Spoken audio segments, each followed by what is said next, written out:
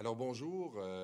Ce matin, il y avait une manifestation importante de la région de la Montérégie, de la grande rive sud de Montréal. 45 maires et mairesses étaient réunis avec la Chambre de commerce et d'industrie de la rive sud pour faire un certain nombre de demandes concernant les problématiques de congestion routière chronique sur le tronçon de l'autoroute 30, situé plus particulièrement entre l'autoroute 20 et l'autoroute 10.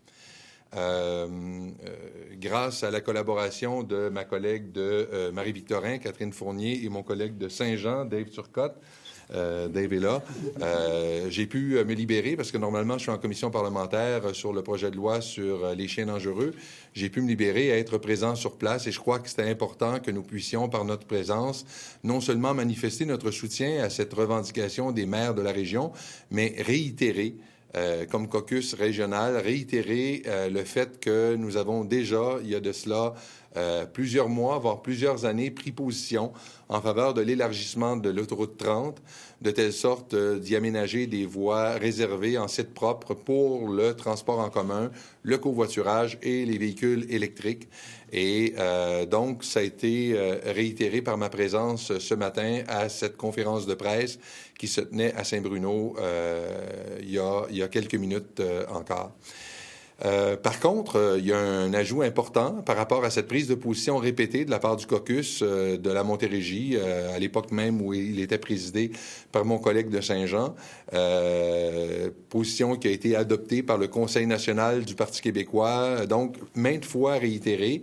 Il y a eu lundi, comme vous le savez, le dévoilement du grand déblocage, qui est le plan du Parti québécois pour assurer une plus grande fluidité de la circulation dans la région métropolitaine, de faire en sorte de retirer des véhicules de la circulation, d'inciter davantage de gens à utiliser les transports collectifs, à réduire de façon significative les émissions de gaz à effet de serre et surtout permettre aux familles de bénéficier de davantage de temps, de qualité, quand on sait qu'il y a à peu près 76 heures en moyenne par année perdues dans la circulation dans la région métropolitaine, sans compter les pertes économiques. Donc, ce grand déblocage qui a été dévoilé lundi Mardi, oui, effectivement, a été dévoilé mardi, en effet, a permis au chef du Parti québécois de faire je dirais, l'exposé des différents projets que nous proposerions pour un budget équivalent, pour un échéancier équivalent, mais avec des technologies existantes, connues, des installations existantes et connues.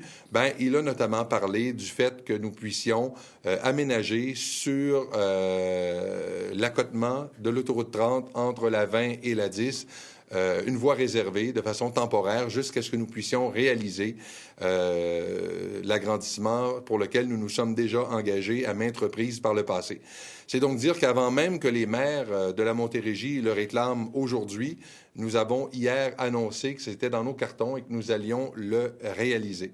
On peut pas être plus en phase avec le monde municipal de notre région, parce que nous habitons cette région, nous la connaissons, nous côtoyons nos élus municipaux, nos concitoyennes et concitoyens qui sont pris dans la congestion routière de façon régulière et avons entendu leurs préoccupations et y avons répondu avec tous ces projets qui ont été présentés dans le grand déblocage.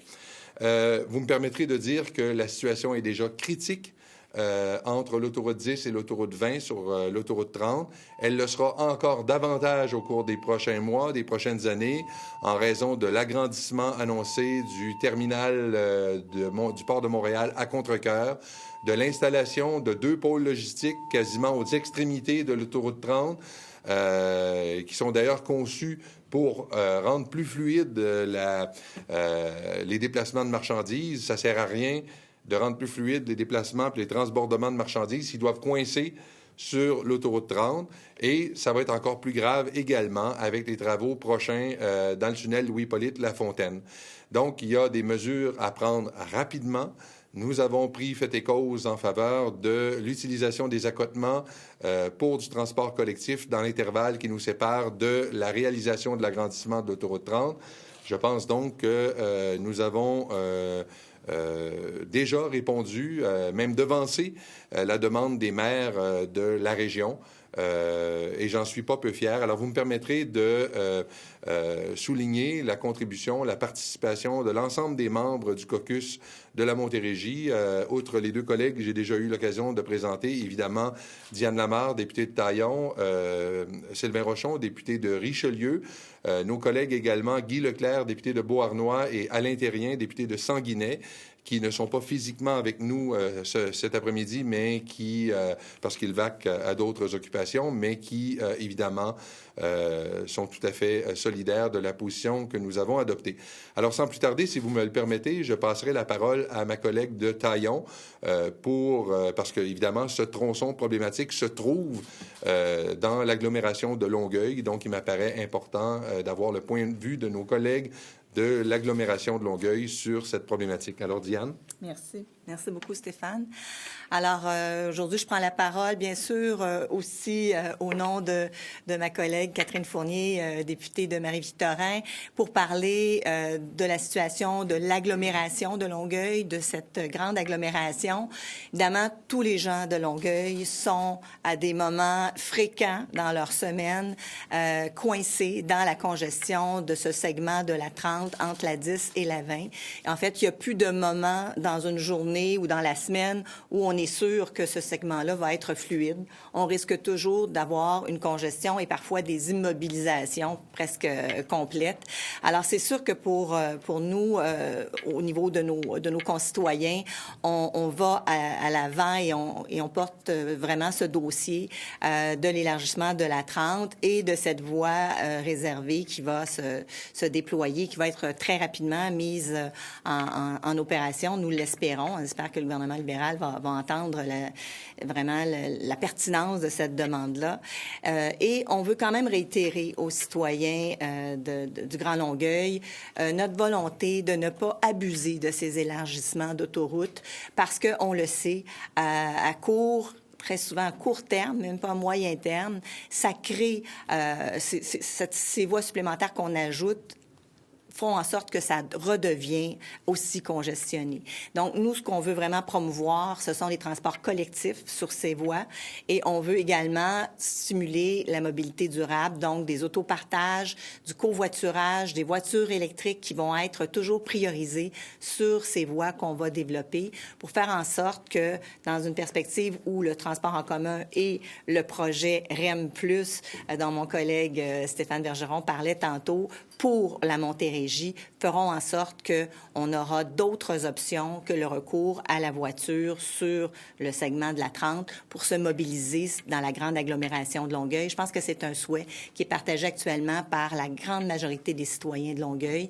Il faut trouver des voies pour libérer nos artères, mais il faut surtout intégrer dans notre façon de vivre d'autres moyens de transport, des transports de mobilité durable. Et c'est un engagement que le Parti québécois prend.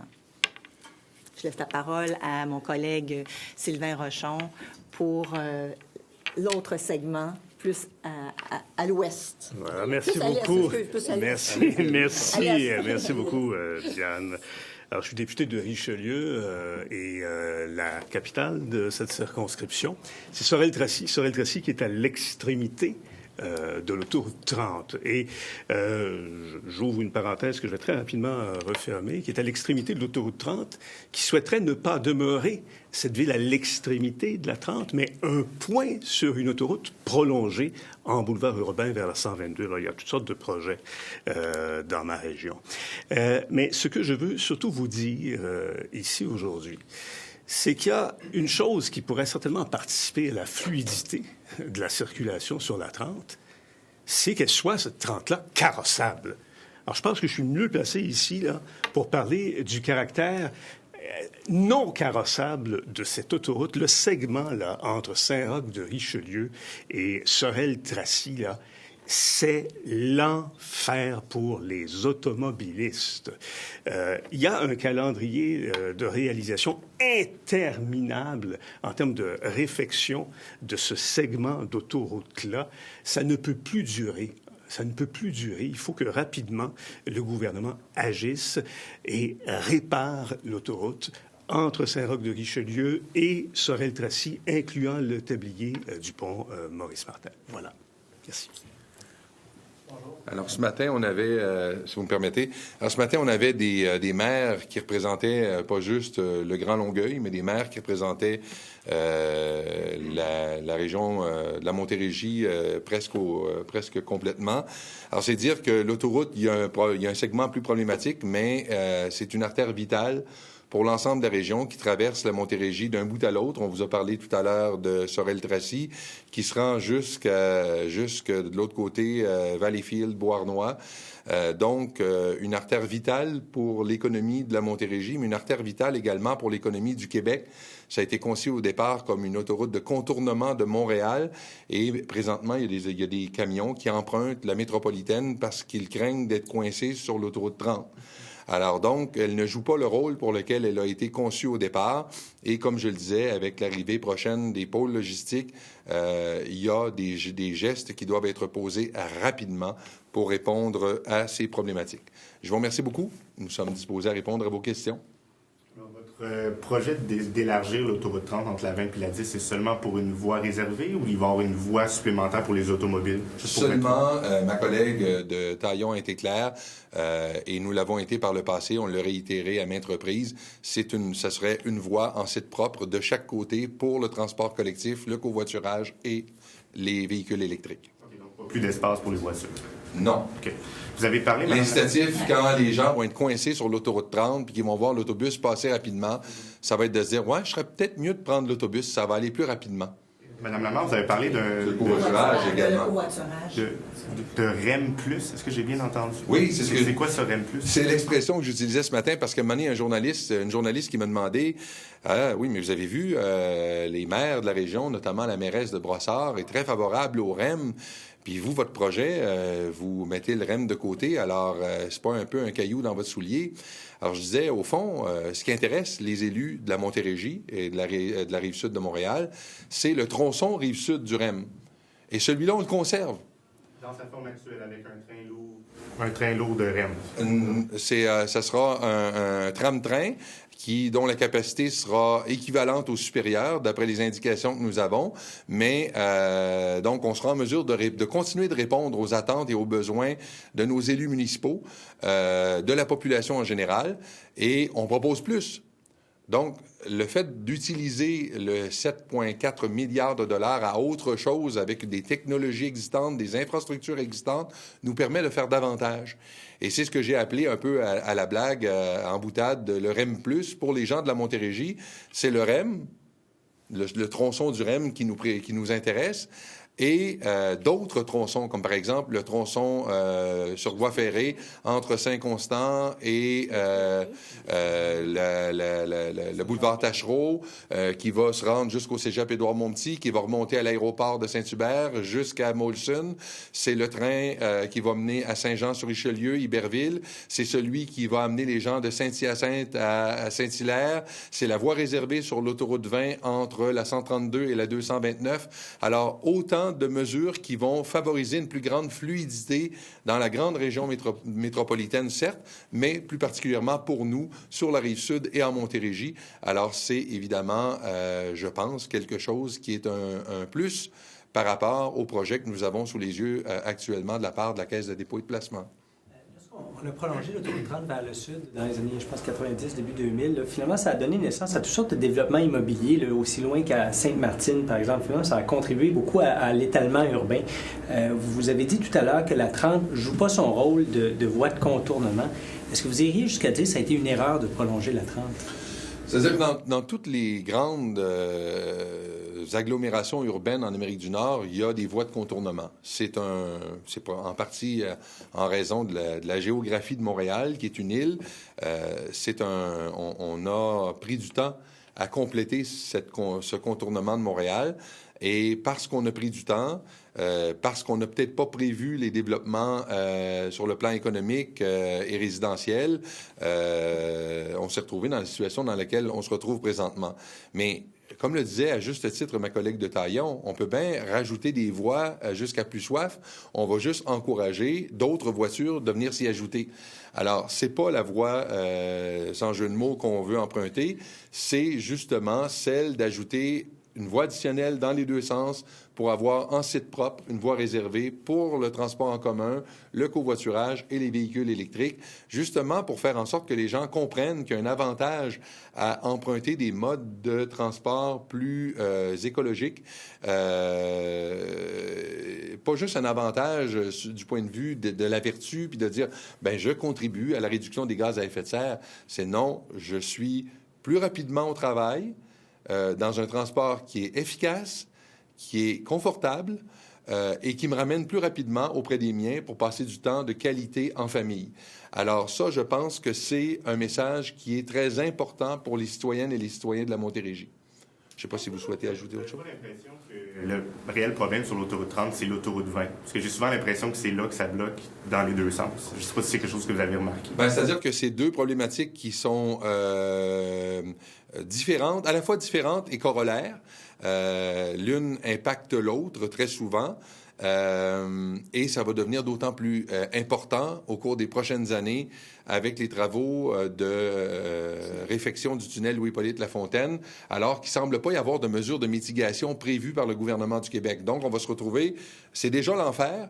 Alors, imaginez quelque chose de pire que l'enfer, c'est ce qu'on va vivre en Montérégie dans pas long, là.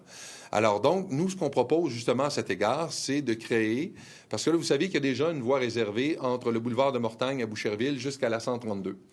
Donc, on veut prolonger cette voie réservée jusqu'à la 229 parce qu'il y a des autobus qui arrivent, par exemple, jusqu'à Belleuil. Et là, quand ils arrivent à Sainte-Julie, ils bloquent. Ils bloquent jusqu'à la voie réservée de Boucherville. Alors, l'idée est de faire en sorte que toutes les personnes qui empruntent le transport collectif sur l'autoroute 20 passent plus rapidement. Donc, transport collectif, bien sûr, les autobus, mais également le covoiturage, les véhicules électriques. Donc, on va inciter les gens à utiliser davantage. Actuellement, il y a un désincitatif, à toutes fins utiles, aux gens de Belleuil et aux gens de Sainte-Julie à utiliser l'autobus parce qu'ils sont coincés dans la circulation comme n'importe qui d'autre. Alors, en ayant cette voie réservée, on va inciter les gens à adopter des comportements plus responsables sur le plan environnemental et qui va leur permettre de disposer de davantage de temps en famille. Ce que vous proposez sur la 30, c'est un SRB, c'est ça? C'est dans votre grand déblocage, non? Appelons-le comme vous voulez, mais c'est effectivement deux voies en site propre, dans les deux directions, une voie dans chaque direction pour les autobus, mais c'est pas tellement un SRB parce que c'est pas seulement les autobus, c'est les autobus, le covoiturage et les véhicules électriques. Ça, c'est le grand déblocage. C'est la ligne qu'on voyait sur la 30. Dans le fond, c'est des voies réservées. Oui. C'est ça. Okay. Merci beaucoup. Merci.